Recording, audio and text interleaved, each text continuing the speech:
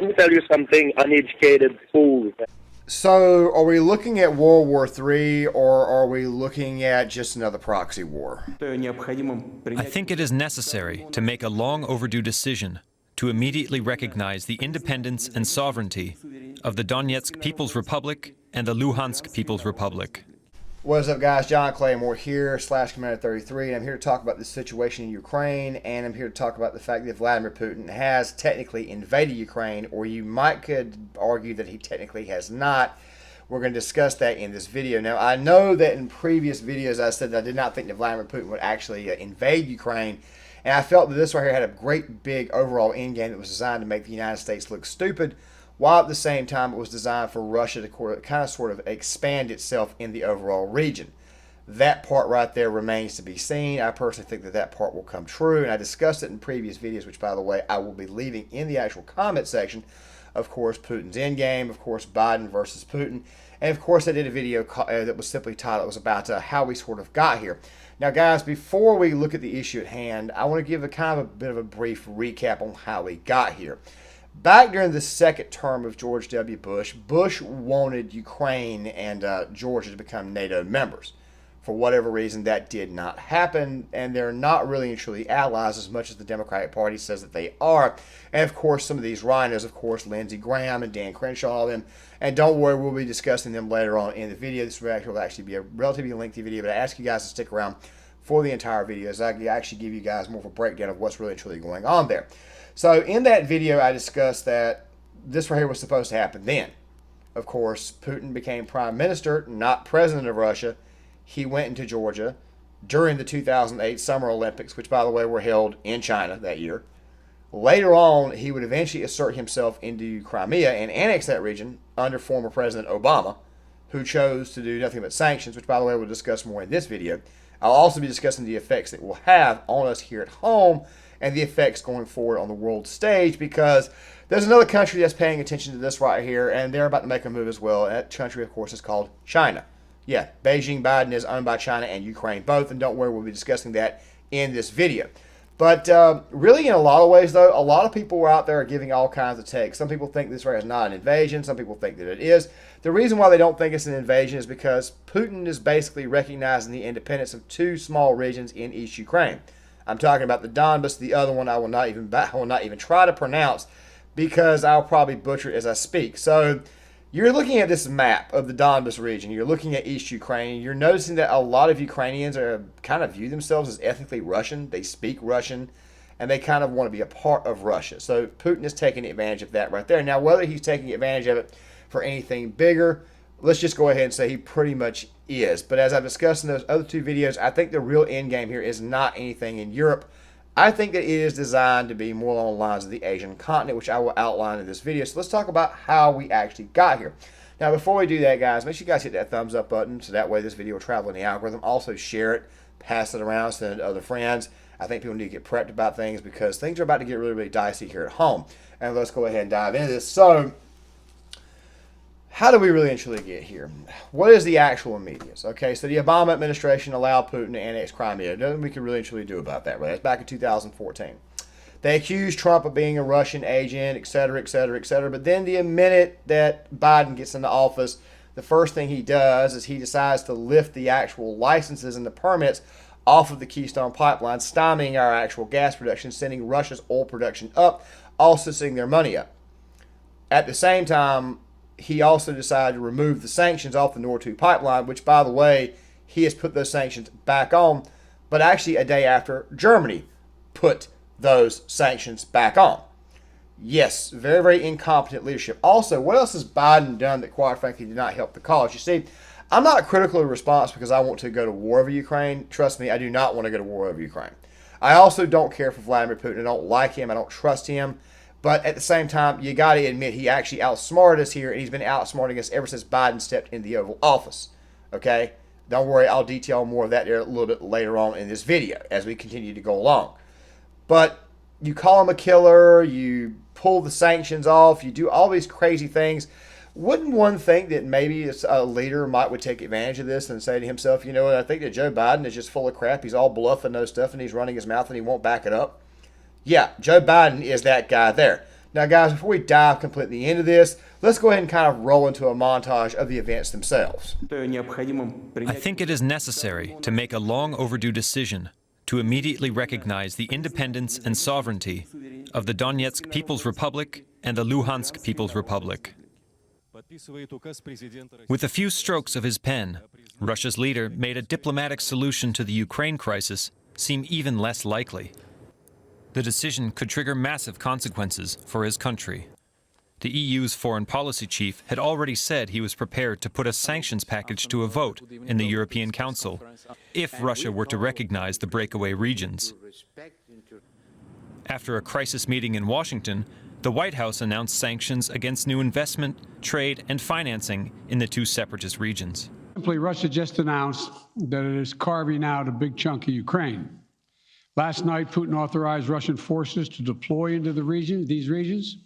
Today, he asserted that these regions are actually extend deeper than the two areas he recognized, claiming large areas currently under the jurisdiction of the Ukrainian government.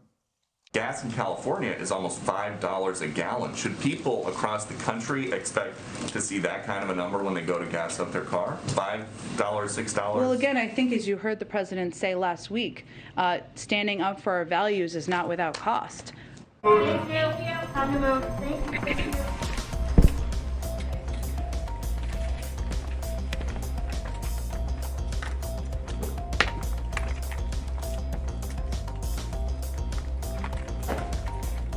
Since 2014 at $3.51 a gallon, up 20 cents in a month, up 88 cents from a year ago.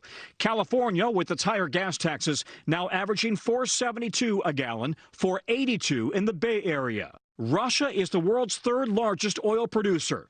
Experts warn that an invasion, sanctions, and counter-sanctions could push gas prices to an all-time high. I think that combined with the seasonal ingredients would push the national average up beyond the $4 a gallon mark. It's simply just a matter of time. Potentially pushing $6 a gallon in California. Putin cannot invade Ukraine with impunity. Yes, there's likely to be a cost. Exactly what that cost is going to be will be in the pockets of the Americans. There's no doubt about that. My point to people here at home is you can expect gas prices to go up. You can expect food costs to go up.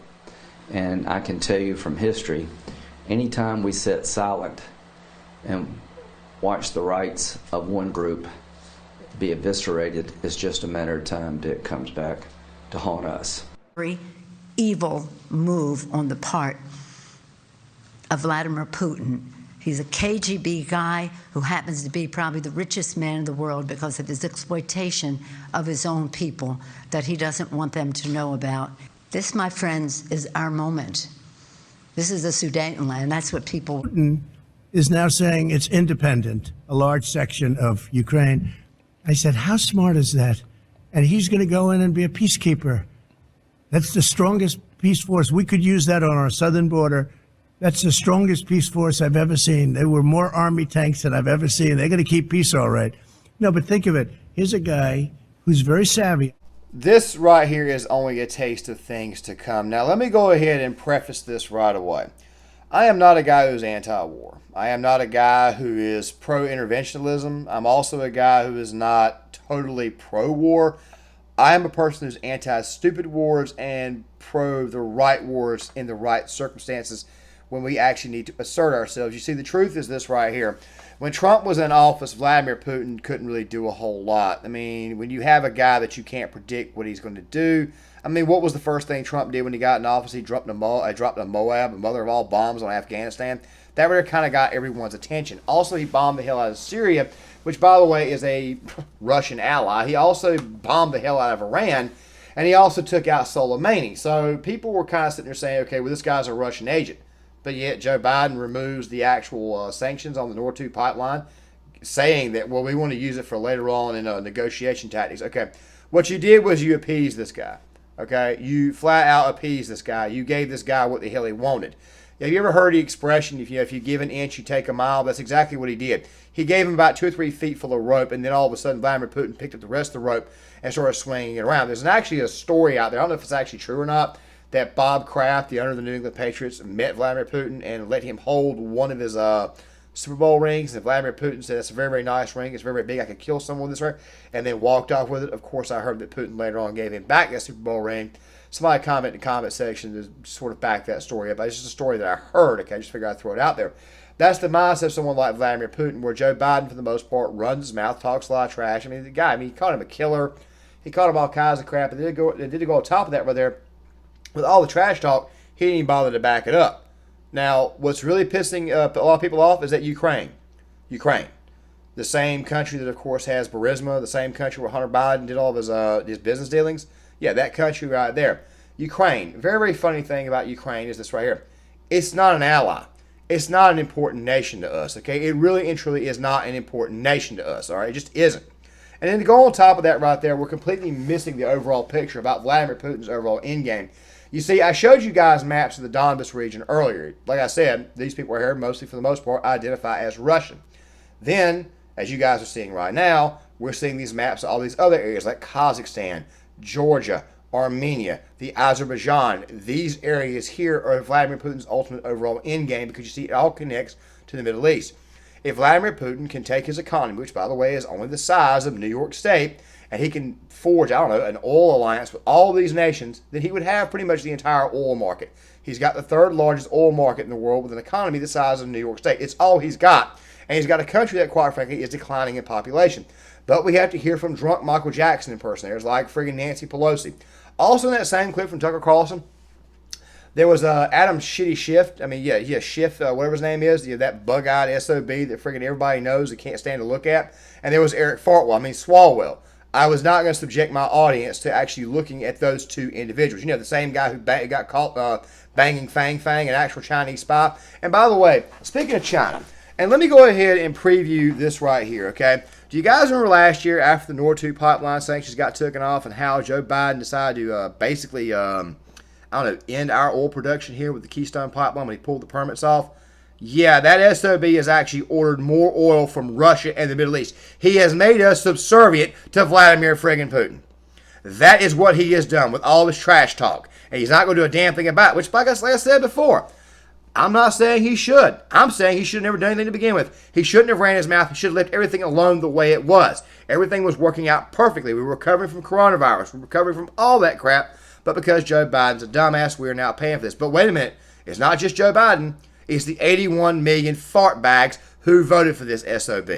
Yes, those 81 million people, their kids are not going to get wrapped up in this conflict. Their kids won't even go. As a matter of fact, they have no problem sending American boys who, by the way, are actually patriotic and actually care about this country. They got no problem sending us to die because it suits their friggin' interest. These people right here are scum. That's who they are. And they don't really truly care about you. They actually hate the people who actually love this country, if you guys know what I'm saying. I wanted to go ahead and get that right there out of the way. But what was the next thing that Biden did? Oh, wait, that's right. He botched Afghanistan. Shut down one of our bases. Shut down the main air base, or the second air base. And then he friggin' decided to funnel everybody out in a friggin' haze of chaos and disorder, and we ended up losing 13 men in the process. Also, China took note of that. They realized that Joe Biden was as big of an idiot as they thought he was. They've been using stuff like Black Lives Matter, and they've been using the moral argument about how we have transgender males fighting in women's MMA. They use this stuff right here, like we got men actually competing in women's sports. They're using that crap against us, and they're taking away the moral argument because of the left, because of idiots like Joe Biden, if you guys know what I'm saying. I brought that last point up in the previous video that I did about how we got here, how we were actually losing the moral argument about this right here. And of course, it's not just the moral argument that we're losing. We're starting to sell off assets. We've been basically taking oil from them, we've been forced to actually pay for it. Oil, by the way, has gone up to has gone above $105 a barrel. Okay, that means right there that the price of everything is going to get a lot worse. You think you got it bad with $3.50 a gallon gas? Yeah, I know I'm stuttering right now. Imagine it being $4.50. Imagine it being $5. How about this right here? You think this trucker protest in Canada? Let me go ahead and tell you what it tells us. Gas, diesel, it's going to go up too. If their prices go up, everybody's prices go up. Food goes up. Everything goes up. Also, another thing too, China. They've been looking at this situation, and now they're emboldened to go into Taiwan. Don't be surprised if they don't go in a year or two. Now, by the way, Taiwan, that is something I would fight over. And the reason why is because Taiwan holds a lot of our chip production. All right? They hold a lot of our microchip production. Price of vehicles, suddenly going to double. Price of computers, it's going to double. Do you guys see what I'm saying? Because the CCP is going to rip us off. Horrible foreign policy is what this is. An absolute idiot is Joe Biden. Okay, what he should have done from the start was kept his friggin' mouth shut and not ran his mouth about anything.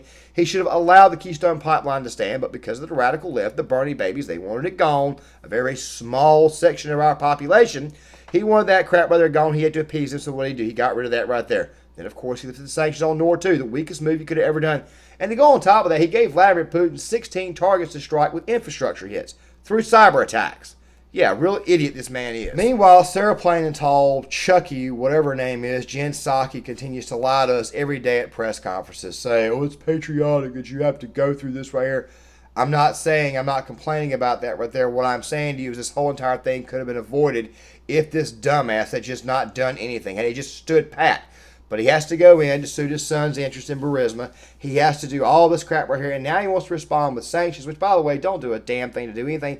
You see, the only thing sanctions does is make the other country just dig in a lot further, which, by the way, is exactly what I thought was going to happen because, as I've been saying the entire time of this video, Putin's overall end game is to go into the other countries, not just Ukraine.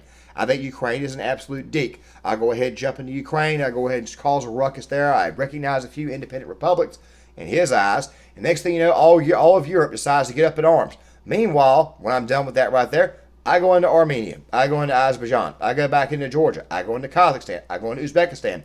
How far are they going to go? The more and more and more, the further east that I go, the further east the freaking United States is going to stay. Meaning, they're not going to do anything. I want to end this video on two things. Number one, the effects at home. Of course, I already kind of briefly went over this in the rant section of this video, but as you guys already know, the price of everything is going to go up. Don't be surprised if people are not already at the pump filling up at this moment in time in anticipation of that. You see, a lot of people have now got to suddenly hunker down and stay home because of this crazy mess. If you guys know what I'm saying, because of this man's decision to run his mouth and not back it up. You see, nobody has respect for somebody who's all bluff and no stuff, and that is exactly what Joe Biden is. But let me also end this video on this note right here. We had a president at one time. Okay, we had this president who was trying to make us economically and energy independent. He was almost there. He had agreed to the Keystone Pipeline. He was allowing offshore drilling. He was doing anything and everything we could to actually export our products to Europe. And he was also getting NATO to pay its own fair share. Now, of course, somebody in the comment section is probably going to say, well, it's because of him, the friggin' Russia. Yeah. Let's go ahead and blame Trump for everything, even though he called it like it was. He told the absolute truth. He told you this was eventually going to happen due to Europe's stupid decisions being reliant upon Russia, while at the same time paying Russia all this money, making them richer, a country that was almost to the point of absolute complete destruction. But, of course, Europe, through their friggin' financial dealings, was actually reviving all of this right here. And then now the final point. Our kids are the ones that are going to have to go fight this conflict if it ever gets that far, which I personally don't think it will. I hope and pray that it is not. I don't think it's in our best interest, and I don't think Biden is that strong. I don't think he'll even try it. But later on in the future, we may have to. It's not going to be a bunch of libtards kids that are going to be friggin' sending, they're going to be going over there. Remember, liberals, they turn right back around, be all anti-war and protest all the war, and then they pay the people to embolden themselves to eventually go to war later on.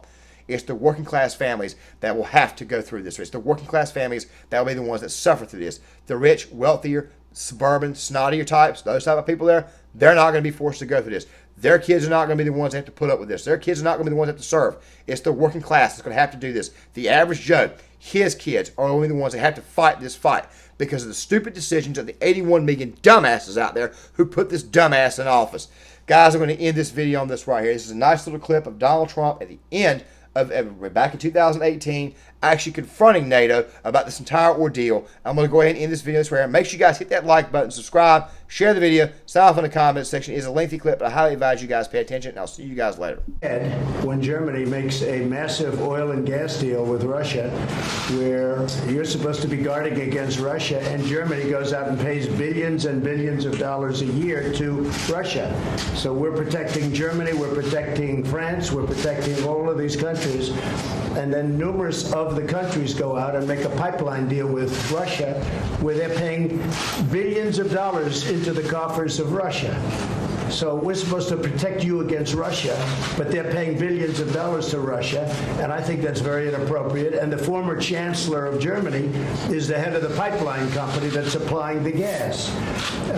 Ultimately, Germany will have almost 70% of their country controlled by Russia with natural gas. So you tell me, is that appropriate? I mean, I've been complaining about this from the time I got in. It should have never been allowed to have happened. But Germany is totally controlled by Russia because they were getting from 60 to 70% of their energy from Russia and a new pipeline. And you tell me if that's appropriate, because I think it's not. And I think it's a very bad thing for NATO, and I don't think it should have happened.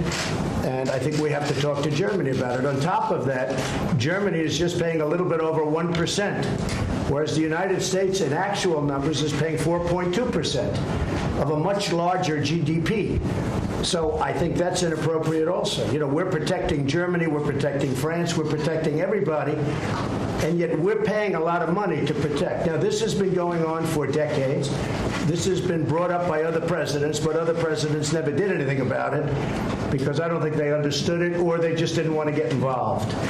But I have to bring it up because I think it's very unfair to our country. It's very unfair to our taxpayer. And I think that these countries have to step it up, not over a 10-year period. They have to step it up immediately. Germany is a rich country. They talk about they're going to increase it a tiny bit by 2030. Well, they could increase it immediately tomorrow and have no problem. I don't think it's fair to the United States. So we're going to have to do something because we're not going to put up with it. We can't put up with it, and it's inappropriate. So we have to talk about the billions and billions of dollars that's being paid. 2030. Well, they could increase it immediately tomorrow and have no problem. I don't think it's fair to the United States. So we're going to have to do something because we're not going to put up with it. We can't put up with it, and it's inappropriate. So we have to talk about the billions and billions of dollars that's being paid to the country that we're supposed to be protecting you against. You know, everybody's talking about it all over the world. They'll say, well, wait a minute, we're supposed to be protecting you from Russia, but why are you paying billions of dollars to Russia for energy? Why are countries in NATO, namely Germany, having a large percentage of their energy needs paid, you know, to Russia and taken care of by Russia? Now, if you look at it, Germany is a captive of Russia because they supply. They got rid of their coal plants. They got rid of their nuclear. They're getting so much of the oil and gas from Russia. I think it's something that NATO has to look at. I think it's very inappropriate. You and I agree that it's inappropriate. I don't know what you can do about it now, but it certainly doesn't seem to make sense that they pay billions of dollars to Russia, and now we have to defend them against Russia. Oh, thank God. Sorry about that. Just be a second. That's a clean burning hell, I tell you what.